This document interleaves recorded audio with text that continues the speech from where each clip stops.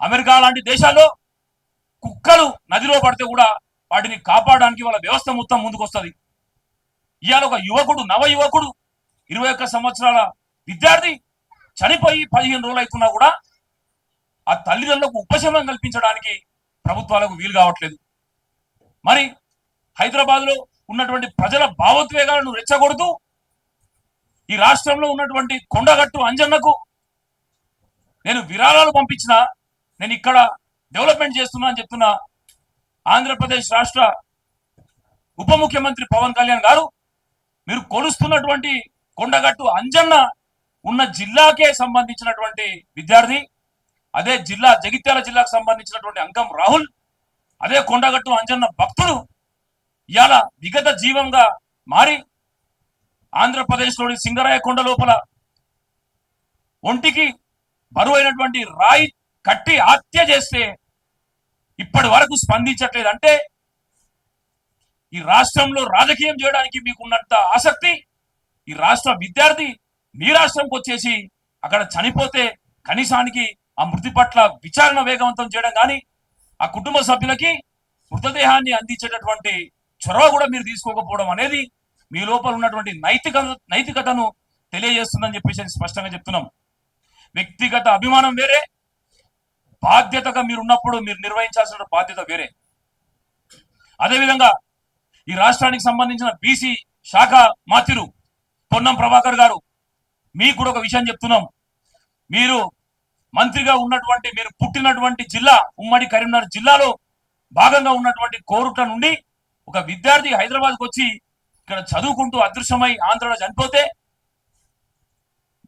హైదరాబాద్ జిల్లాకు ఇన్ఛార్జిగా ఉన్నటువంటి మీరు, ఆ జిల్లాకు కరీంనగర్ జిల్లాకు సంబంధించిన మీరు, బలహీన వర్గాలకు సంబంధించిన వ్యక్తికి సంబంధించిన శాఖను నిర్వహిస్తున్నటువంటి మీరు ఇవాల్టి వరకు స్పందించట్లేదు. అంటే ఈ వర్గాల పట్ల మీకున్నటువంటి అభిమానాన్ని, మీకున్నటువంటి గౌరవాన్ని, మీకు ఈ వర్గాల పట్ల ఉన్నటువంటి నైతికతను ప్రశ్నించాల్సినటువంటి సందర్భం వచ్చింది. వెంటనే తెలంగాణ రాష్ట్ర ప్రభుత్వాన్ని కదిలించి ఆంధ్ర రాష్ట్ర ప్రభుత్వంతో కోఆర్డినేట్ చేసుకొని వెంటనే మృతదేహాన్ని కుటుంబానికి అందించడంతో పాటు కళాశాల యాజమాన్యం మీద మీరు చర్యలు కఠినంగా తీసుకోవాలి. కళాశాలకు అదుపు లేకుండా పోతుంది. ఏంది రాష్ట్రం లోపల విద్యా వ్యవస్థ పట్టించుకోరా? అడ్డగోలుగా ప్రాణాలు పోతున్నా ఊరుకుంటారా? 10 రోజుల క్రితం నారాయణ అనేటటువంటి వ్యక్తి చైతన్య ఇంజనీరింగ్ ఇంటర్మీడియట్ కాలేజీలో ఆత్మహత్య చేసుకున్నా పట్టించుకోరు. ఏం జరుగుతుంది అసలు ఈ రాష్ట్రం లోపల? విద్యా వ్యవస్థ ఒక సర్వీస్ సేవనా లేకపోతే అదొక వ్యాపారమా? తెలియజెప్పండి. దయచేసి ఈ అన్ని విషయాల మీద ప్రభుత్వం వెంటనే స్పందించాలి, కుటుంబాన్ని ఆదుకోవాలి. మళ్ళీ చెప్తున్నాం, ఈ రాష్ట్రం లోపల అటు విద్యా వ్యవస్థ కానీ ఇటు హోంశాఖ కానీ నిర్లిప్తంగా ఉన్నాయి, లోపాలు చాలా స్పష్టంగా అవపడుతున్నాయి. కాబట్టి ముఖ్యమంత్రి గారు వెంటనే చర్య తీసుకుంటారా, లేకపోతే ఈ శాఖలను వదులుకొని వేరే వాళ్ళకన్నా అప్పచెప్తారా?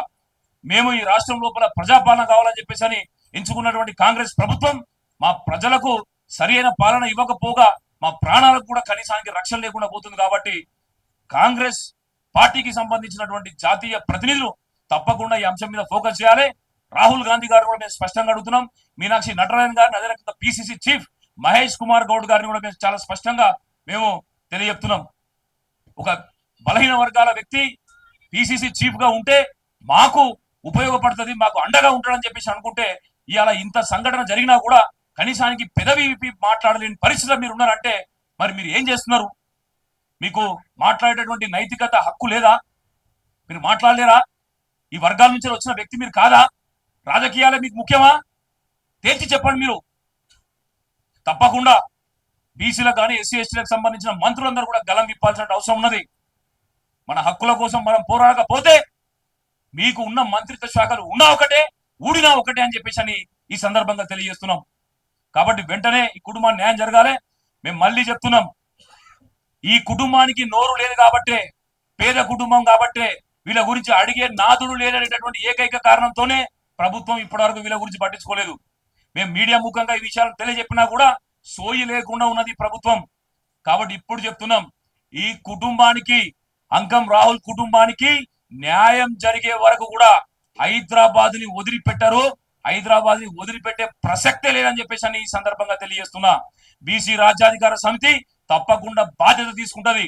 ప్రభుత్వం తన బాధ్యత నిర్వహించినప్పుడు ఆ రోజు కొండ లక్ష్మణ్ బాబుజీ గారు ఏ రకంగా అయితే హైదరాబాద్ లో తన వద్ద ఉన్నటువంటి జలదృశ్యంలో అందరికి షెల్టర్ ఇచ్చిల్లో బీసీ రాజ్యాధికార సమితి కూడా అదే విధంగా ఈ కుటుంబానికి షెల్టర్ ఇస్తుంది. తప్పకుండా న్యాయం జరిగే వరకు కూడా హైదరాబాద్ లోని బీసీ రాజ్యాధికార సమితి బాగ్లింగంపల్లిలోనే వీళ్ళు ఉంటారు. ప్రముఖులు, అన్ని రాజకీయ పార్టీలకు సంబంధించిన వ్యక్తులు, విద్యార్థి నాయకులు, కుల సంఘాల నాయకులు కూడా వచ్చి వాళ్ళని పరామర్శించాల్సిందిగా, వాళ్ళకి అండగా నిలవాల్సిందని నేను కోరుతున్నా.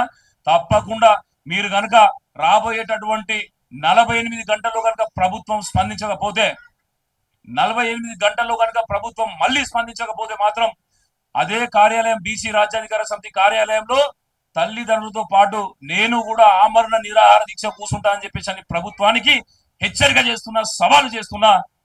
తదనంతరం జరిగేటటువంటి పరిణామాల గురించి ప్రభుత్వాలు ఆలోచించాలి. వెంటనే చర్యలకు ఉపక్రమిస్తారా, లేకపోతే రాబోయేటటువంటి తాకిడిని తట్టుకుంటారా అని చెప్పేసి అని ప్రభుత్వాలకు సవాల్ విసురుతున్నాం. ధన్యవాదాలు. ఈ రాష్ట్రంలో ఒక బంజారాయిల్స్ లో, జూబ్లీ హిల్స్ లో ఒక కుక్కపిల్ల కాటుకు బలైతే ఢిల్లీలో ఉన్నటువంటి ముఖ్యమంత్రి రేవంత్ రెడ్డి తెలుస్తుంది. ఇవాళ ఈ రాష్ట్రంలో బడుగు బలహీన వర్గాల బిడ్డ చనిపోయి ఇంటెన్షన్ కోసం ఎంబీఎస్ఆర్ కాలేజీ పోతే అక్కడ ర్యాగింగ్ జరిగిందా లేకపోతే అగ్రకులాలు ఏమైనా చేసినాయన్న సంఘటన మీద ఇక్కడ మాతృశ్రీ సంస్థ కానీ ఆ ఎంబీఎస్ఆర్ కాలేజీ కానీ స్పందించకపోవడం దారుణం. అదేవిధంగా అక్కడ ఉన్నటువంటి తల్లిదండ్రులు కాచిగూడ పోలీస్ స్టేషన్ లో ఎవరైతే వీళ్ళని హింసించేటువంటి ఆడియో కూడా వాళ్ళకి ఇచ్చారు, ఏ విధంగా పిల్లాన్ని హింసించారనే విషయాన్ని. దాన్ని కూడా పరిణామం తీసుకోకుండా ఇవాళ పోలీస్ వాళ్ళు కానీ ఇవాళ ఉన్నటువంటి ప్రభుత్వం కానీ ఈనాడు అగ్రకులాల పోరు ఈరోజు బడుగు బలహీన వర్గాల మీద ఏ విధంగా కనిపిస్తుందో చూస్తా ఉన్నాం. ఇంకో విషయం స్పష్టంగా చెప్తా ఉన్నాం. ఈ రోజు డిఎన్ఏ పేరు మీద 15 రోజులు గడుస్తున్నప్పుడు కూడా ఆ డెడ్ బాడీ ఇవ్వకపోవడం అంటే చాలా సిగ్గుచేటైన విషయం. చెప్తున్నా, ఇలా ఐలాపురం కోర్టులో ఉన్నటువంటి కల్వకుంట్ల సంజయ్ గారు, మీరు ఎమ్మెల్యేగా ఉన్నారు, ఇవాళ బీఆర్ఎస్ పార్టీ ఎమ్మెల్యేగా ఉన్నారు, మీరు ఏం చేస్తున్నారు? నీ నియోజకవర్గంలో ఒక బీటెక్ విద్యార్థి పిల్లవాడు ఒక గరీబ్ ఆయన చనిపోతే నువ్వు ప్రభుత్వాన్ని ప్రశ్నించవలసిన అవసరం ఉందా లేదా? ఇవాళ కాంగ్రెస్ ప్రభుత్వం చేస్తున్న దారుణాల మీద ప్రశ్నించవలసిన అవసరం ఉందా లేదా? ఖబర్దార్ కల్వకుంట్ల సంజయ్ గారు, మీ యొక్క ఇంటిని ముట్టడిస్తాం, డెడ్ బాడీ ఇంటికి తెస్తాం. మీ యొక్క 24 గంటల్లో ఈ ప్రభుత్వం మీద ఒత్తిడి చేయకపోతే ఈ సంగతి ఏందో ఈ నిజవర్గంలో చూపిస్తామని ఈ యొక్క వేదిక ద్వారా తెలియజేస్తా ఉన్నాం.